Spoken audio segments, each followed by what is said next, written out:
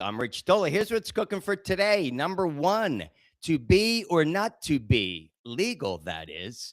Yeah, we're going to be talking about 10 things you might think are illegal, but they're legal. And number two, oh, graffiti, graffiti, wherefore art thou graffiti?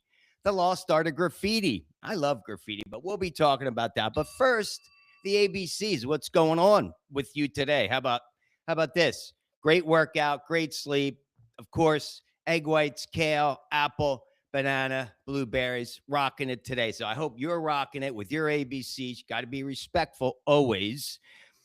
All right, how about this? Jumping into March 2nd, in like a lion, out like a lamb. Well, it sure came in like a lion here in Indianapolis. We got about 3 inches of snow. Be careful wherever you are out there.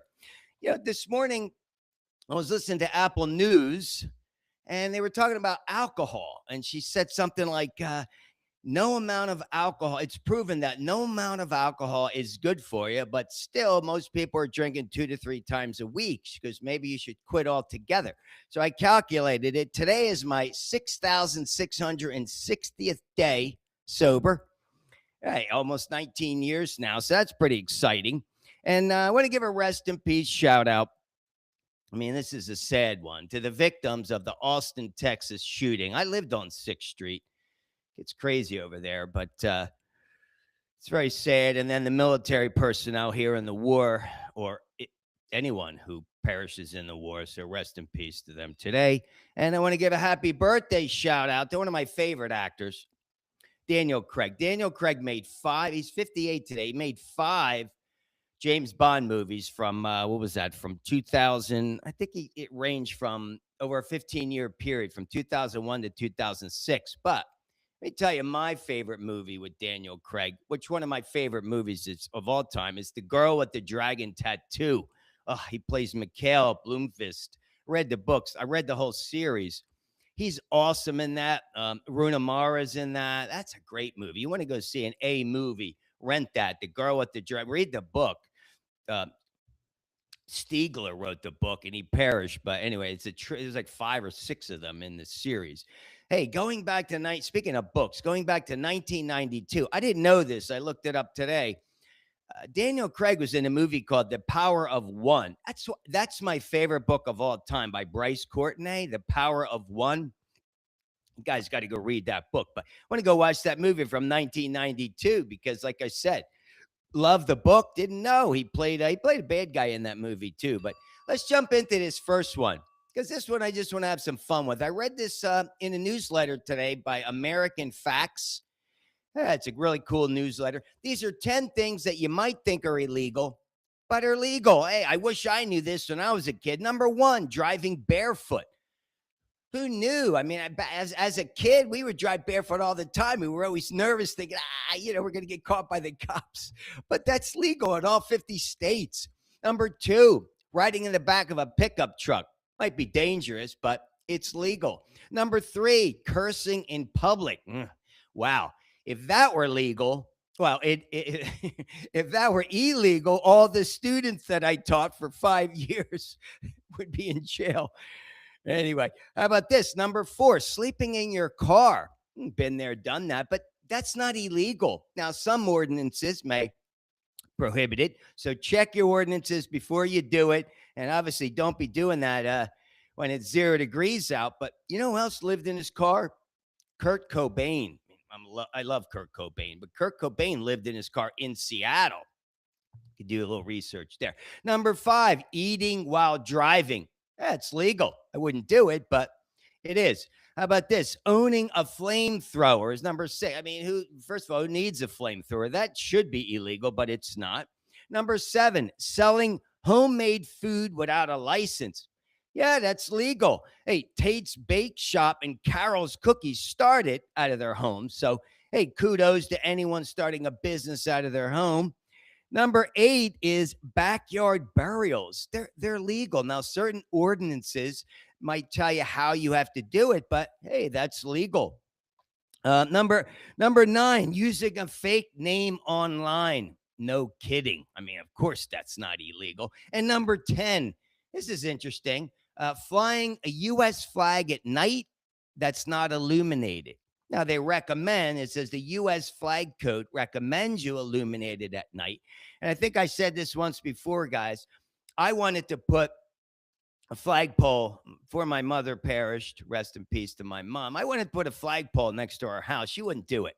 So I moved to Indianapolis, and get this, I have 3 flagpoles that I see out my windows now. So, hey, I love the American flag, and I really do wish at night everybody illuminates it. But that's it for that. Hey, how about this? I thought this was pretty cool.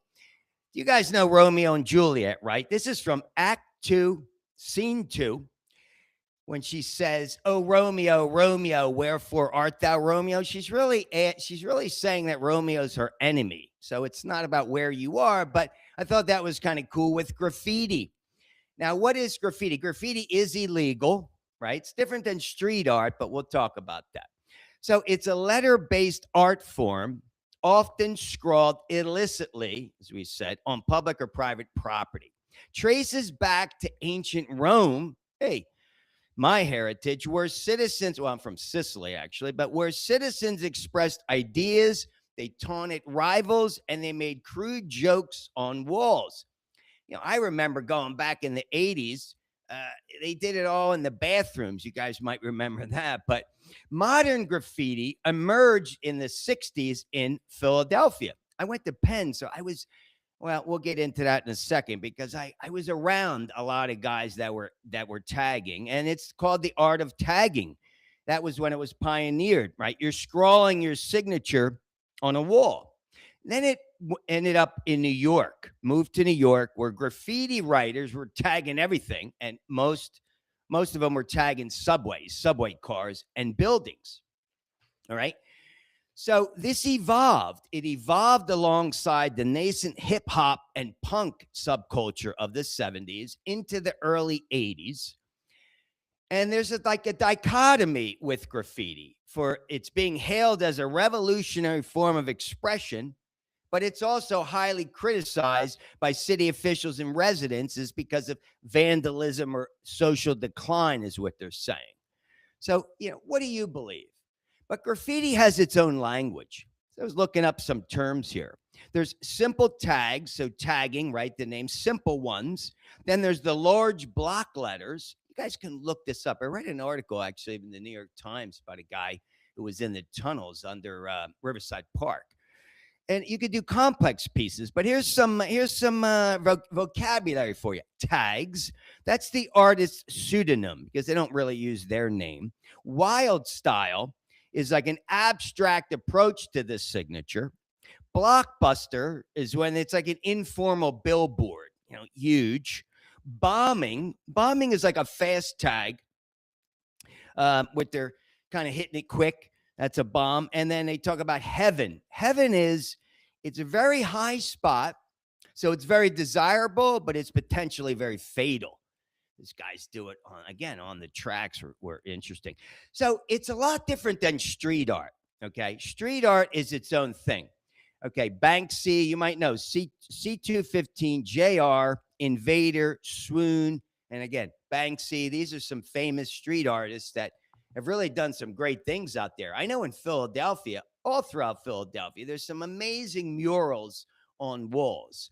So street artists often use public spaces to deliver these poignant social messages, challenging authority and consumerism.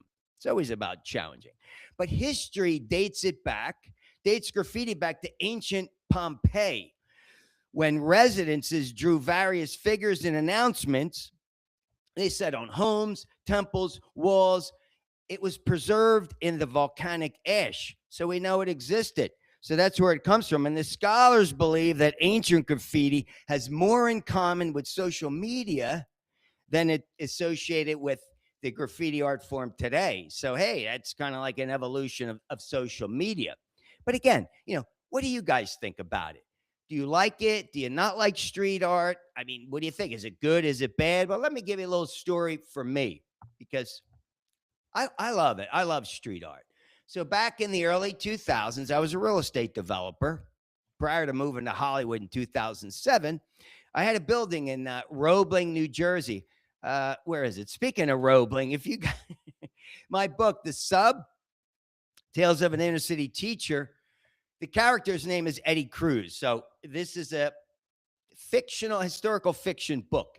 But this guy, Eddie Cruz, is in LA. When he moves back to New Jersey, he moves in with his uncle Izzy in Roebling, New Jersey.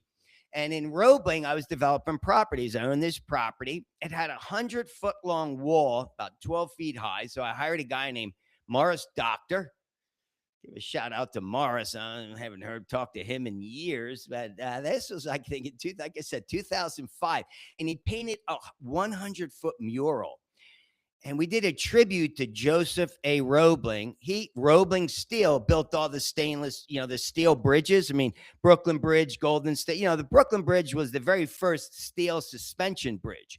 But he was the one who provided the steel. I mean, Trenton makes, the world takes. If you look at the bridge that connects New Jersey to Pennsylvania, because everything came out of Trenton, New Jersey. And so I tell the story of Eddie Cruz, and he ends up having a romance with a woman named Maggie from the school. Anyway, you can read all about that. It's a really cool romance, but I give you a lot of information about this little town of Roebling, 12 miles south of Trenton, New Jersey. Beautiful little town along the river.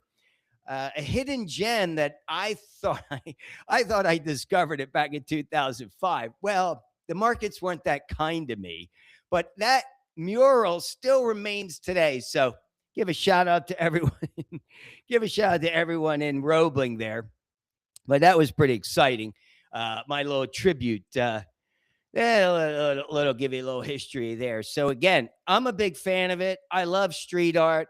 Hey, if we could, I'd love to be painting buildings to inspire people. And you'll see a lot of athletes. I mean, where's right here in Indianapolis, the Pacers? I think it's Reggie's on one of the boards. So again, I'm a big fan. What do you guys think? But what is not good, of course, is if you're destroying public property and making it ugly per se. But yeah, graffiti goes way back. And again, what are your thoughts on it? So here we are, guys. It's we're getting started in March, right? How you doing? Again, let's talk about the Tola takeaways. Of course, the 3 Tola takeaways. Number 1, respect your ABCs. You got to get your workout in, especially a new month. Number 2, we got to connect with someone and pick up the phone, go visit them. Don't just give it the text, really, really kind of go visit someone who could use a little, use a friend or some inspiration from you. And number 3, embrace other perspectives. You have to. Remember, just because someone has a different viewpoint than you doesn't mean they're an idiot or, they're crazy. I mean, they might be crazy, but accept them. And have yourselves a kick-ass day. All right, guys. We'll see you tomorrow. Peace.